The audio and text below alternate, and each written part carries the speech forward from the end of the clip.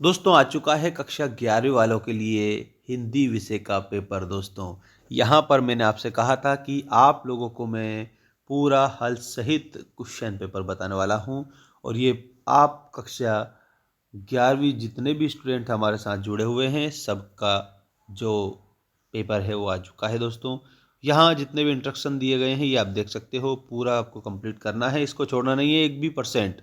और दोस्तों यहाँ पर पहला क्वेश्चन हम स्टार्ट करते हैं बिना देर किए। कबीर ने ईश्वर के कितने स्वरूप माने हैं? तो कबीर ने ईश्वर के एक स्वरूप को माना है। मैं जल्दी जल्दी आंसर बताऊंगा, ध्यान रखना सभी। मीरा ने कृष्ण को किस रूप में स्वीकार किया है? तो मीरा ने कृष्ण को पति रूप में स्वीकार किया है। कवि के पिता एक बार में दंड लगाते थे 260। और नमक की गाड़ियां जा रही थी तो कानपुर जा रही थी।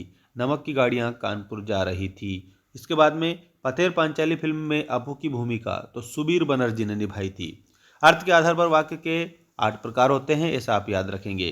कबीर की भाषा, तो कबीर की भाषा में आपको सधुक्कड़ी बताना रहेगा। ठीक है। लोक में प्रसिद्ध उक्ति को कहते हैं लोकोक्ति कहा जाता है, इसमें आपको लोकोक्ति आंसर में बताना होगा। इसके बाद में दोस्तों यहाँ पर आप देख सकते हो, ये रहा आप लोगों का अगला क्वेश्चन, जो कि मैंने आप लोगों को पहले भी बता दिया था दोस्तों कि ऐसे ही आपको कंप्लीट याद रखना है। अश्रु शब्द का तत्सम शब्द क्या है? अश्रु का है दोस्तों आंसू। ठीक है। पंचवटी में काव्य की श्रेणी में आता है। पंचवटी दोस्तों खंड काव्य, आपको आंसर याद रखना रहेगा। ठीक है। 10वां रस कौन सा है? वात्सल्य रस को 10वां रस माना गया है। वात्सल्य इसमें आंसर कर देंगे आप सभी। रमेश के कान नहीं है में शब्द शक्ति है, तो इसमें लक्षणा शब्द शक्ति है, ऐसा आप आंसर में बताएंगे। इसके बाद में सत्य असत्य देख लेंगे। वीर रस का स्थायी भाव क्रोध है, ये गलत है।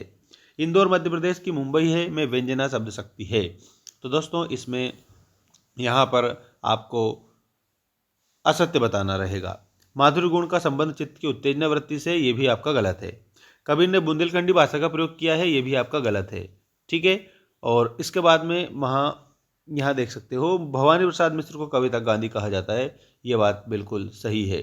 भवानी प्रसाद मिश्र कविता का गांधी। मियाँ नसीरुद्दीन को केवल 5 तरह की रोटियां बनाना आता है, ये गलत है। गलत है मतलब आपको मैं बता रहा हूँ जो गलत है। इसके बाद दोस्तों जोड़ी आ चुकी है आप लोगों की, ये रही जोड़ी में। आपसे सबसे पहले पूछा है नरसिंह जीरो माहिरो, तो मीराबाई नरसिंह जीरो माहिरो। आचार्य विश्वनाथ रस काव्य की आत्मा, गंगा में घर है।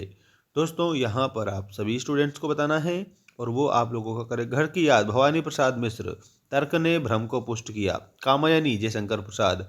और यहाँ गंगा में घर है, कवि त्रिलोचन। आप ऐसे जोड़ी मिला देंगे सभी स्टूडेंट्स। ठीक है। जोड़ी को आप स्क्रीनशॉट के माध्यम से भी याद कर सकते हैं। इसके बाद में ये आपका एक शब्द एक वाक्य में उत्तर दीजिए वाला क्वेश्चन आ चुका है। रसराज की उपाधि कौन से रस को प्राप्त है? तो इसमें आपको क्या बताना है? यहाँ पर आपको श्रृंगार रस बताना है। श्रृंगार रस को रसों का राजा कहा जाता है। काव्य के कितने भेद होते हैं? तो काव्य के 2 भेद होते हैं। प्रेमचंद की किन्हीं 2 कहानियों के नाम, तो आप याद रखना, बूढ़ी काकी और उसके बाद में नमक का दारोगा। बूढ़ी काकी और नमक का दारोगा प्रेमचंद की 2 कहानी हो गई। नमक का दारोगा कहानी में बदलू सिंह कौन था? तो इसमें हवलदार आप बताएंगे। ठीक है। हवलदार मतलब सिपाही बदलू सिंह, आप आंसर कर देंगे।